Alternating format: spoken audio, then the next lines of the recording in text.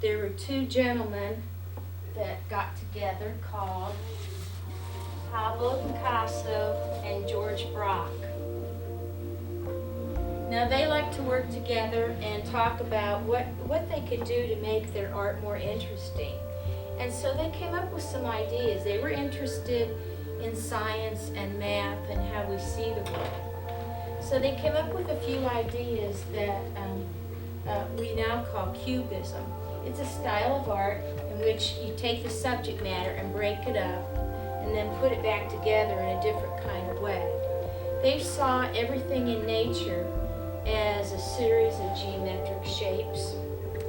So your eye is a geometric shape, the nose, and so on. And they started doing all their imagery in this kind of broken up kind of form that now is called cubism. So what we're going to be doing is creating kind of similar images, but they're going to be based on the genetic traits that we've been looking at the last few days. Can somebody tell me what one of the traits are? Yes.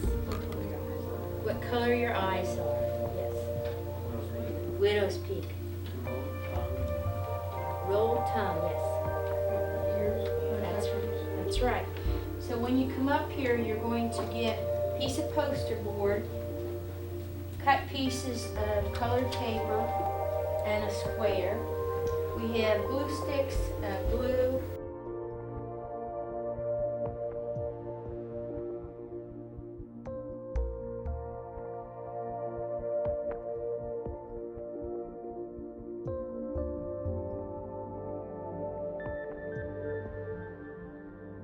And students were able to take the information that they learned last year about dominant and recessive genes and then in a way to review it and to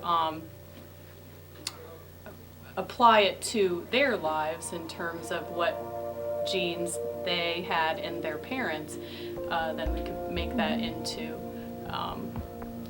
a little DNA molecule to put onto their scale model drawing that they chose to that represented something about them. That way they could create ownership of that project. I like how you brought in pieces from advertising that they could connect with, and all of those people connected with that, and then talking about how in real life you look around and notice people with attached ears or unattached ears, and I think that connection where we can get students to think about science outside of the room is always a positive.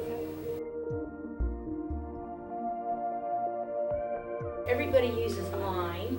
We've used line before. We're going to be concentrating on shape today. We're going to be concentrating on color. And we're going to be talking a little bit about balance and unity and movement. I think one of the things they were most excited about is they actually had some choices. They didn't have to everybody do it all the same way, and the variety of it surprised them in a way. Oh, we can do this, or we can do that, or we can change this, and I think that makes it more personal to each student then.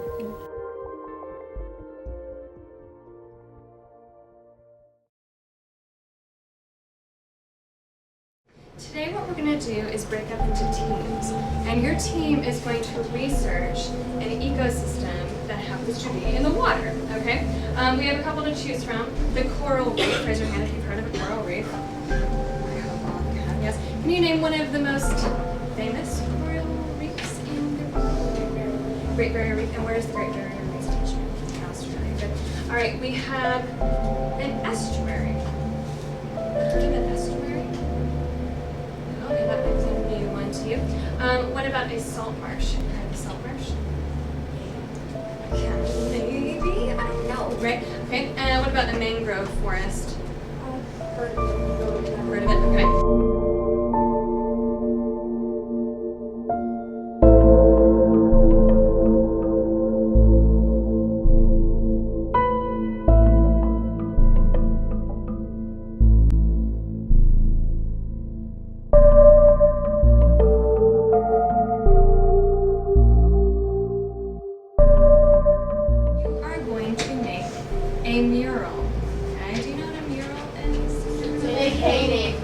big painting, but it's a multimedia mural. What do you think that might mean? Multiple things like fish.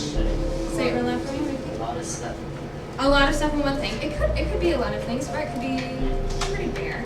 Do you think that it's only going to be painting? No, not exactly. Okay. Multimedia means that you can use painting, you can use 3D objects, you can use pictures that are drawings that you make and then cut out and then stick on. Okay. It can be a multiple kind of. You can use pretty much anything on your mural. Okay. So you're going to make a mural that looks like your ecosystem.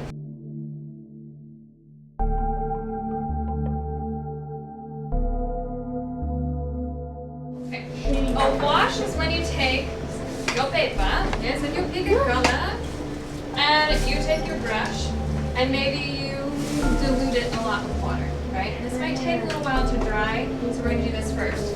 And you just lightly paint the whole paper a background color, okay?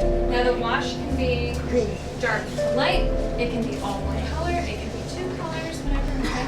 So you're going to work first on your wash, okay? Then together, I want you to paint pictures of the animals you heard about.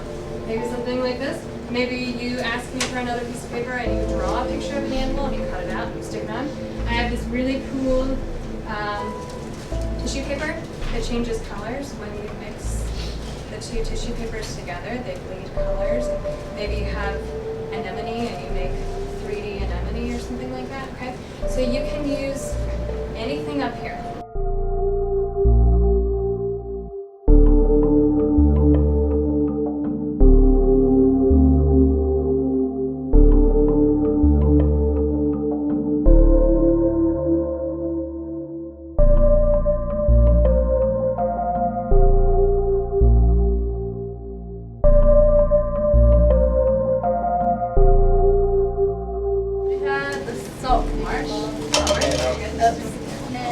It's basically a muddy, grassy, wet place where lots of random fish try to survive through the low tide.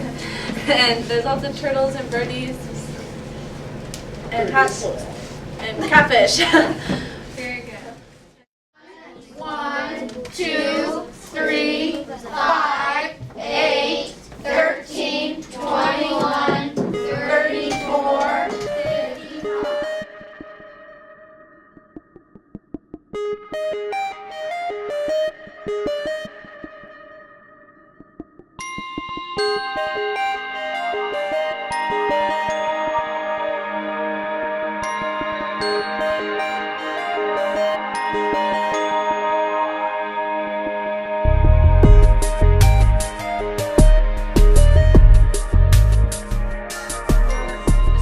Are going to be installed Fibonacci on the south side. It's going to face the south.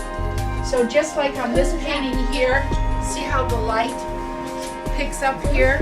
Your gold, if you highlight in gold, it will make it shine really great in the And sun. like in the same way that the highlights were used in Mr. Ho's work with the white to show the depth. You know, you should do whatever you want to do. Yeah. If you want to add the spiral, then add the spiral, but you have to do a really light color. Like you don't want to use the gold. I'm saying instead of having it just be like quadrilateral, should I just have it like should I add more paint to this area? No. But you should probably add around up on the top. That's what because you're not gonna really see the sides. Yeah, that's what I'm getting. I mean, whatever you think, that's fine.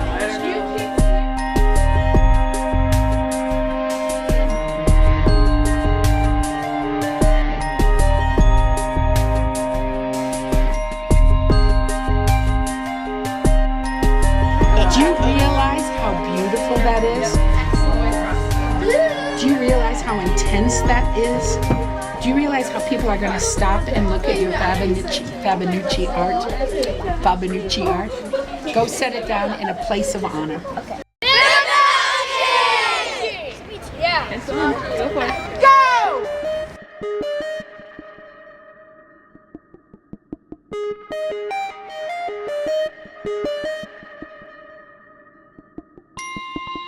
Bye.